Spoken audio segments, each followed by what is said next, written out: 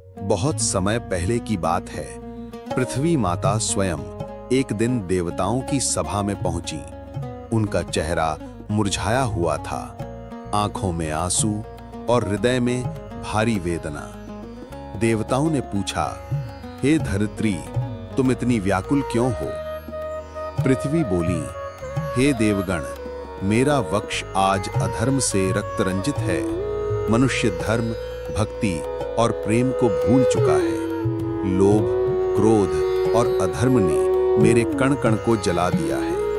असुरों ने मेरे ऊपर अधिकार कर लिया है और देवता मौन है। ये सुनकर सभी देवता चिंतित हो उठे। उन्होंने कहा, ऐसे अंधकार में एक ही आशा है, भगवान शिव।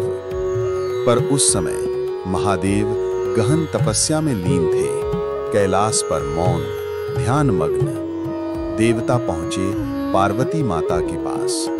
माता मुस्कुराईं और बोली, मेरे कहने से महादेव नहीं उठेंगे। उन्हें जागृत कर सकती है केवल वो पुकार जिसमें हो मां की पीड़ा, सत्य के आंसू।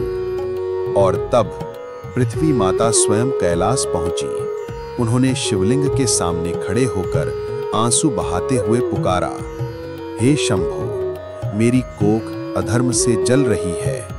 यदि अब तुम न जागे तो मैं नष्ट हो जाऊंगी। उसी क्षण आकाश में बिजली कड़की, दिशाएं थम गईं, वायु स्थिर हो गई और शिव की समाधि टूटी। उन्होंने नेत्र खोले और धीमे स्वर में बोले, पृथ्वी रो रही है तो अब समय आ गया है रौद्र रूप धारण करने का। शिव उठे, भस्म लिप्त शरीर, गले में नाग, हाथ में त्रिशूल और कंठ में उच्चारण, रुद्रोहम, समय आ गया है। उन्होंने धारण किया काल भैरव का भयानक स्वरूप। उनके चरणों की ध्वनि से धरा कांपने लगी। असुर भयभीत होकर भागने लगे। एक एक कर शिव ने अधर्म, पाप और अहंकार का अंत किया। युद्ध समाप्त हुआ, शिव शांत हुए। उन्होंने फिर कहा, मां पृथ्वी, तुम मेरी भी मां हो। जब तुम रोती हो तो मैं कैसे निश्शब्द रहूं? पार्वती माता ने उनके कंधे पर हाथ रखा और चारों दिशाओं में फिर से धर्म की वाणी गूंजने लगी।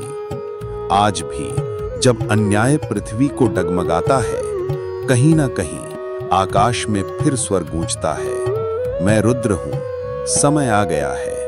और धर्म फिर से जाग उठता है। जय भैरव, जय शिव शंभु, हर हर महादेव।